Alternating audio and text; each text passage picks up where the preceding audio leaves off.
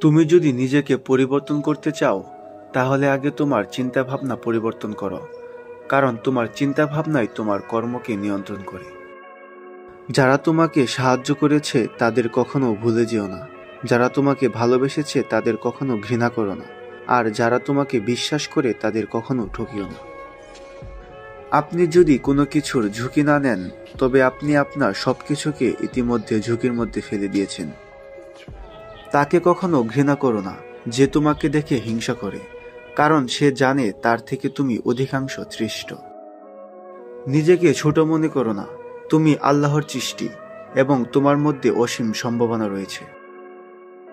দেওয়ালের দিকে তাকিয়ে থেকে সময় নষ্ট করো না, সেখানে এমনি এমনি দেওয়াল তৈরি হবে না। ওপারে যেতে চাইলে দরজা বানাতে শুরু করো। বারবার পড়ে যাওয়া লজ্জার নয়, বরং প্রতিবার পড়ে যাওয়ার পরে উঠে দাঁড়ানোই আমাদের সর্বশ্রেষ্ঠ গৌরব। কখনো ভেঙে পড়ো না, পৃথিবীর যা কিছু হারিয়ে যায় অন্য কোনো রূপে সেটি ঠিকই আবার ফিরে আসে জীবনে। খাবার যতই দামি হোক, পচে গেলে তার যেমন কোনো দাম থাকে না, তেমনি একটা মানুষ যত শিক্ষিত হোক না কেন, মনুষ্যত্ব না থাকলে তার কোনো দাম নেই। সফল হতে চাইলে তোমার সামনে আসা সকল চ্যালেঞ্জ মোকাবেলা করতে হবে। চ্যালেঞ্জ বেছে নেওয়ার কোনো সুযোগ নেই। যেদিন থেকে আপনি নিজের শক্তি চিনে নিতে পারবেন, সেই দিন থেকে আর আপনার কিছু হারানোর ভয় থাকবে না। প্রশিক্ষণের প্রতিটি মুহূর্তই আমি ঘৃণা করতাম, তবে আমি নিজেকে বললাম, ছেড়ে দিও না, এখন কষ্ট সহ্য করো এবং জীবনের বাকি সময় একজন চ্যাম্পিয়নের মতো বাঁচো।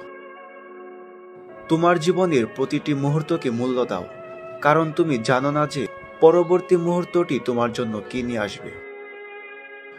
ভবিষ্যৎ নিয়ে হতাশা নয়, আশা রাখো, কারণ একদিনের সূর্যাস্তের পরেই নতুন দিনের সূর্যোদয় হয়। নিজেকে তৈরি করুন ঠিক লোহার মতো করে, যত পড়বেন তত মজবুত হবেন। অন্ধকার ভবিষ্যৎ বলতে কিছু নেই, শুধুমাত্র আলো জ্বালানোর সাহস লাগে। সেই আলো তোমার আশা এবং চেষ্টা। সময়কে ভালোবাসুন, সময় আপনাকে সফলতার পথে এগিয়ে নিয়ে যাবে। যে মানুষ সময়কে ভালোবাসে সে জীবনে সফল ব্যক্তি হিসেবে প্রতিষ্ঠিত হতে পারে। জীবন অনেক সুন্দর যদি সেটাকে প্রতি মুহূর্তে উপভোগ করতে পারো। জীবনের আসল শিক্ষা হলো কোথায় থামতে হবে সেটা জানা, আর কোথা থেকে নিজেকে সরিয়ে নিতে হবে সেটা বোঝা। রবীন্দ্রনাথ ঠাকুর বলেছেন, সৎ পথে করিও ভ্রমণ যদিও হয় দেরি, অসৎ নারী না করিও বিয়ে যদিও হয় পরী।